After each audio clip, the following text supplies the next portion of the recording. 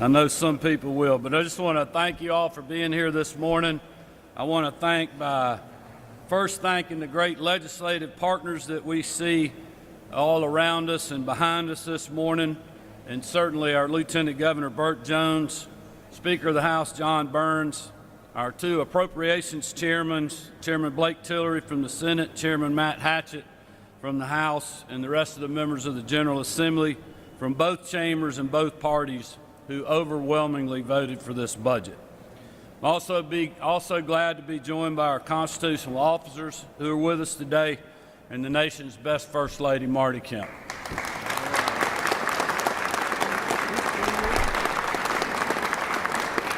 I also want to thank OPB Director Rick Dunn and his team for all of their time and hard work that they put into the budget process each year, alongside our partners in the House and Senate budget offices, for all the time and effort that they also still have left to give us the rest of the session as we continue to work on the big budget. So let's give them a round of applause and thank them for their hard work.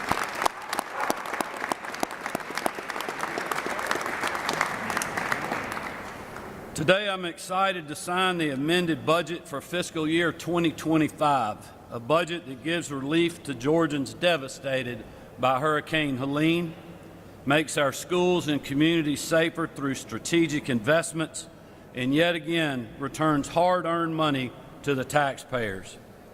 That heavy document right there on the table includes new funding for Georgia priorities, including over $867 million in Hurricane Helene response and relief measures, almost $140 million additional dollars to fully fund QBE and support our local school systems to help us build an unrivaled workforce here in the #1 state for business and soon to be the top state for talent. More than $434 million in new funding for the Department of Corrections to make our state facilities stronger, reward the corrections officers who do a dangerous and critical job to keep us safe, and to equip them with the tools they need to be effective and efficient. $3.5 million to design a recovery center for victims of human trafficking, something that the First Lady has championed and that will replicate the success of our two other intake facilities that have helped so many victims of this evil crime. We've also included funding to expand the Human Trafficking Prosecution Unit under Attorney General Chris Carr's office to Macon and the Augusta regions. As parents, Marty and I always keep the safety of Georgia's children top of mind, which is why I'm thankful this budget includes an additional $50 million in one-time funds for another round of school security grants to all K-12 public schools. That is on top of the annual funding we put in the budget last year for campus safety measures, something that I know that the Speaker and Lieutenant Governor are very passionate about. And with the local and state firefighters even now working to combat active wildfires, I'm proud to say this bill includes $4.7 million for the Forestry Commission to purchase a new fire suppression helicopter. And thanks to the fiscal discipline and conservative approach of those you see up here, we're able to continue investing in Georgia's local communities in historic ways through this budget. That includes over $500 million for the development and construction of water infrastructure in Georgia's coastal region to meet the growing demand that we see as unprecedented job creation in that area of the state. It also includes $266 million to support other water and sewer infrastructure development projects all across our state. It includes $28 million additional dollars for the very successful rural workforce housing program and $20 million to expand rural site development grants. And it includes another $500 million in funding for freight infrastructure projects that improve our transportation network and attract economic development, something we also did last year, so now a total of $1 billion for that effort. We're also putting another $265 million into the local maintenance and improvement grant program that community leaders told us was so beneficial last year. And we're adding over $46 million to the Georgia Transportation Infrastructure Bank Grant and Loan Program to support local transportation infrastructure projects. All of this investment is designed to benefit our local communities, but it's also going to keep Georgians working in all parts of our state during these uncertain economic times. As we all know too well, inflation may have come down, but high prices have not. And that's why this budget includes $1 billion for another one-time refund for hard-working taxpayers.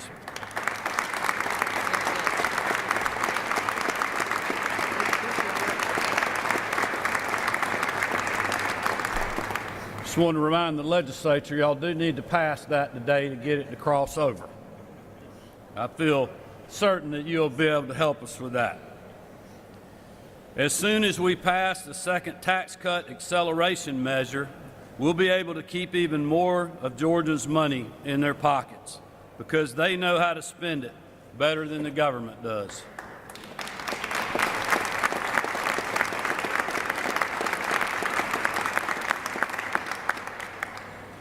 My goal working with the members of the General Assembly who have been such strong supporters in these measures has been to help Georgians fight through 40-year high inflation, to give them a chance during these challenging times to keep their businesses going and provide for their families by putting more money in their pockets, and to help them and their children have good paying jobs by developing an environment that attracts business and opportunity no matter your zip code.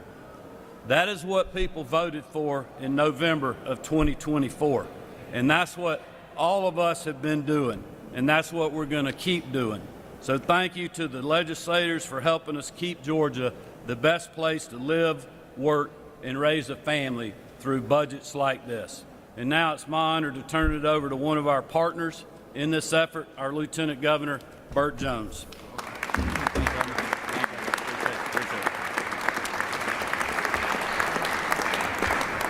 Good morning. Thank you, Governor. I appreciate that. And thank you, Mrs. Kemp, for being here, First Lady Kemp, for being here. Want to give all the credit to our good chairman over in the House and the Senate, Chairman Tillery and Chairman Hatchett right here. They're the ones that did a lot of the hard work. Want to thank the Speaker for his good leadership and the good cooperation. Look, we're excited about getting this budget done. And we're excited about crossover, so I know all the legislators are as well, to get the midpoint past us. We were very proud in the Senate to be able to give additional funding to our victims of Hurricane Helene, all the counties that were affected in southeast Georgia, the additional $300 million that we were able to appropriate to there was something that we were very proud of in the Senate. They're also very proud of the cooperation that we had in the school safety measures, the additional $50 million that the Senate put in for school safety and the things that we worked on during this legislative session. Obviously, all the funding that the $1 billion that the governor spoke about of a tax rebate refund that we give back to the citizens of Georgia is something we're very proud of, as well as the dollars that we put into transportation infrastructures and also infrastructures for communities around the state, including smaller communities and the big project that we have down in southeast Georgia that will help out the economic development that we have going on there. So all this stuff could not be possible without good collaboration, good cooperation between both chambers and the executive branch, and we just greatly appreciate that, and greatly appreciate Governor Kemp's leadership, and also greatly appreciate the Speaker's partnership.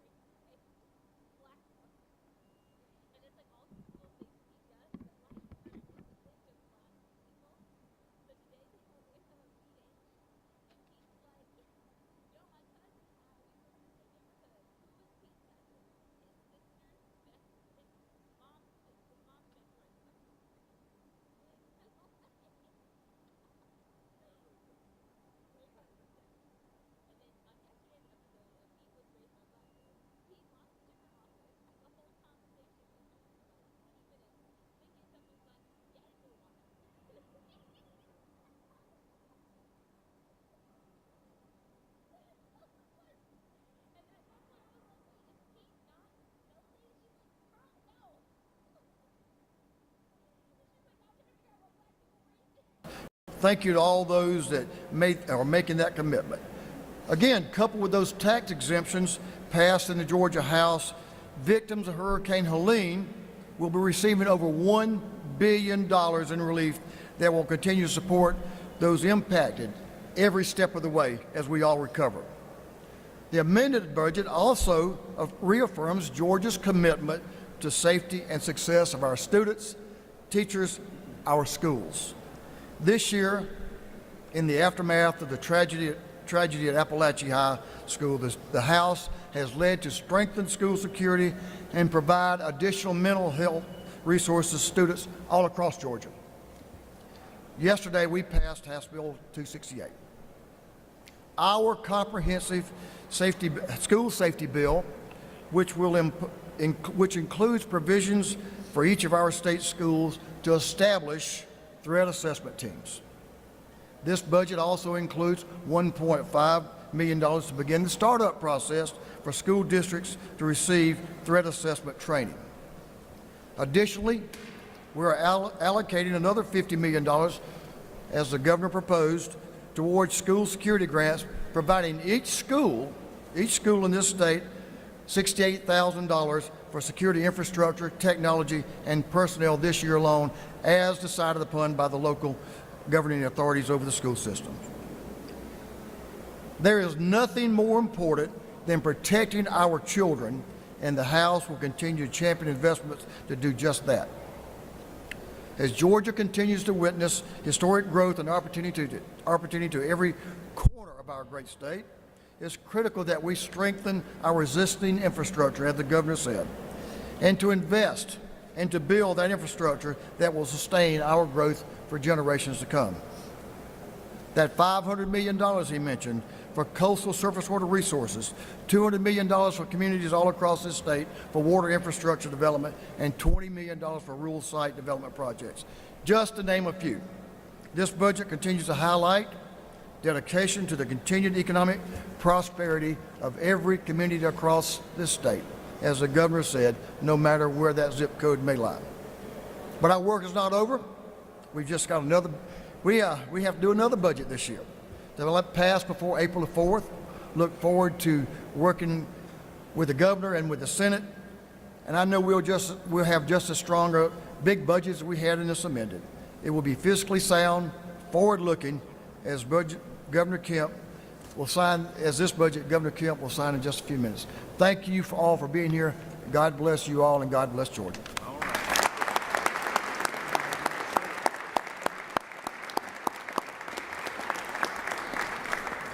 Thank you, Speaker Burns, Lieutenant Governor Jones. Again, thank you to our Appropriations Chairman and members of the General Assembly for your support of the budget. We'll get over there and sign that thing in just a minute, but we're going to take just a few questions real quick before we do that. Yeah, let me see if we got it. Y'all got it on topic.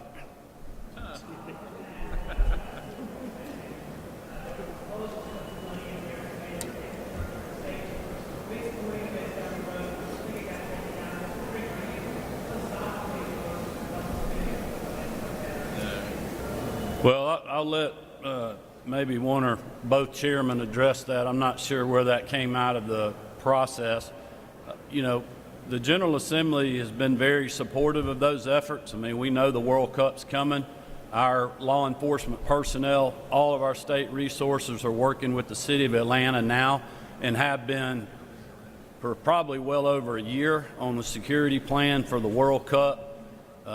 We did the same for the College Football National Championships, and so we're already using a lot of state resources, but we have helped with funding in the past, and I feel certain that we'll do our part from a state perspective. But I'll see if any of the chairmen want to speak to that. Or I think you handled it well. Yeah. Go ahead. Yeah, Adam, that came out on the Senate side as $7 million. Remember last year we put $25 million in the budget for similar projects. They were projects that are going to come over the next 5 to 10 years.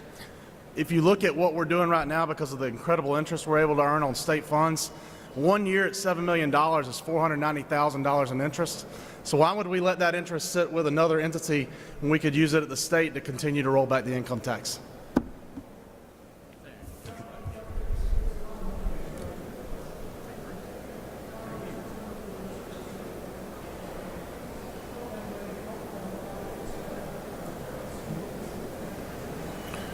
Well, I can promise you as soon as it gets to the state, it'll be moving to the farm or to the forest.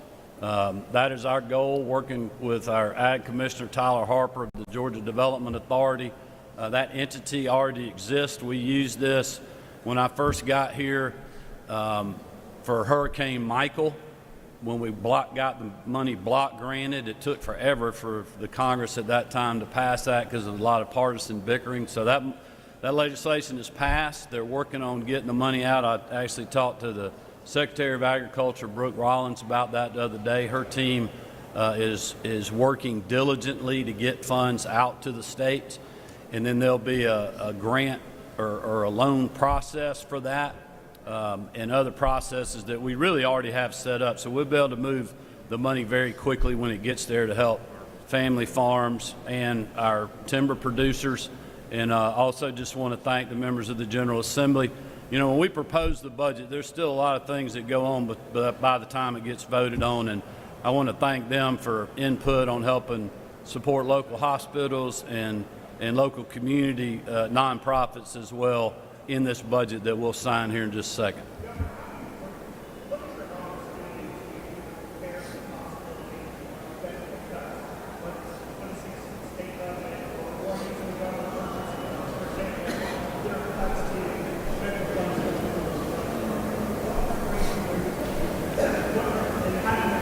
Well, I will tell you that the members of the General Assembly standing behind me were dealing with those kind of cuts from the Biden administration. You know, when you think about a lot of these nonprofits that were getting money during COVID, and then the federal government quit funding those things, and everybody looks to the state to pick up the slack.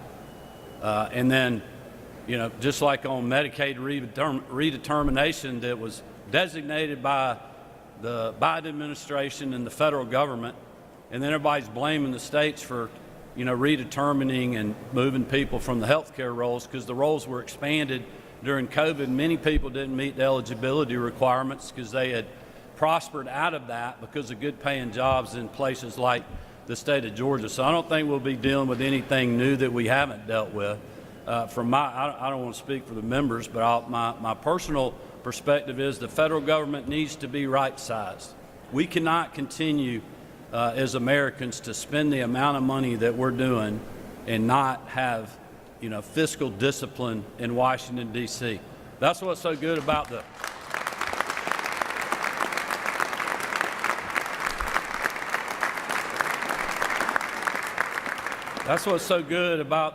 state budget and the way we run the budget. I read an op-ed in a national publication the other day where the state of Maryland has a budget deficit and they're raising taxes this year. This state, we have a budget surplus, we are cutting taxes, and we are giving a rebate through that document right there.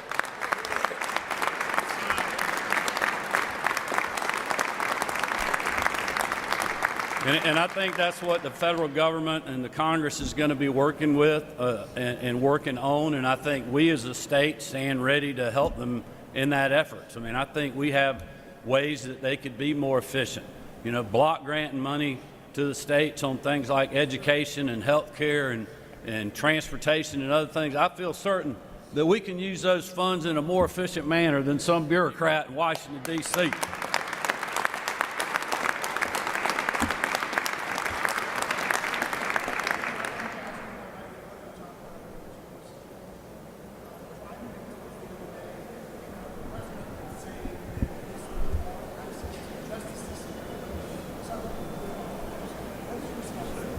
Well, I would just, you know, look people in the eye and tell them that, like, we heard none of these concerns or horror stories as the bill was moving through the Senate committee process for over 2 weeks, where we worked with, you know, trial lawyers in the Senate, worked with the opposition, worked with the business community to help perfect the legislation and get it passed through the Senate. It's only now that the bill moved out of the Senate that desperation has set in for those that are opposing the bill. And quite honestly, you know, they are stretching the truth. I can tell you that as a husband to that lady right there, as a father of 3 daughters, this bill in its current form or a bill that I will sign is not going to keep anyone in this state from receiving the justice that they deserve if they are wrong.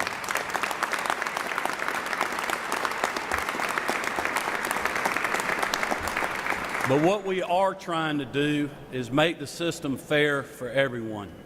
You know, I am tired of hearing from business owners in our state that are literally scared to put the name of their company on their vehicle.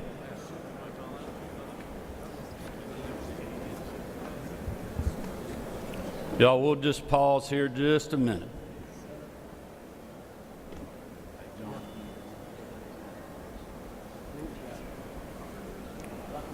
Dr. Newton is on call. Thank you, Dr. Newton.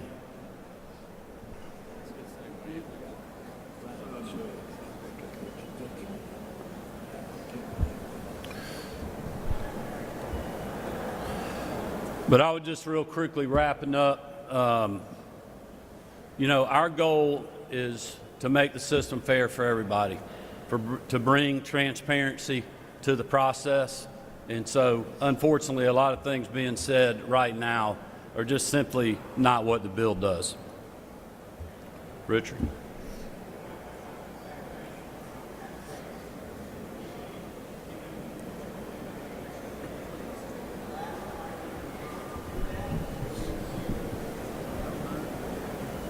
Well, look, I think, you know, from my perspective, my goal is to continue looking to see how we can keep lowering tax rates. When you look around the rest of the country, the states that we're competing with, they're all doing these same type things, making government more efficient, lowering tax rates, trying to make their business environment busy. They're doing tort reform in South Carolina right now. And so I think, you know, my mindset will be continue to do this, but we're going to do it in a fiscally conservative way, which is why I'm so proud to be standing with these legislators that have really held the line on spending, made sure that we have government efficiency, that we're not growing government. We're going to have to, you know, be even more diligent in that regards in the days ahead because of what's going on at the federal government, but also, you know, the uncertainty in the economy. I'm optimistic that those things are going to get better than they have been the last 4 years, and that'll be helpful for us. But I will say this in closing, the steps that the Lieutenant Governor, the Speaker, our budget chairman, and the rest of the members of the General Assembly that have supported budgets like these, our fiscal shape that we're in right now, in my opinion, it's never been better in the times that I've been serving in state government as a legislator, Secretary of State, and now as governor. Our fund balances are great.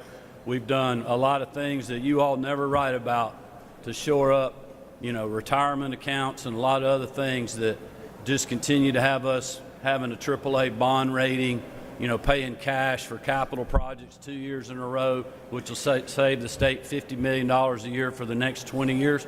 You don't see a lot of people writing about those things, but that is going to have this state in great shape long after I leave. So thank y'all for being here. We'll move and sign the bill.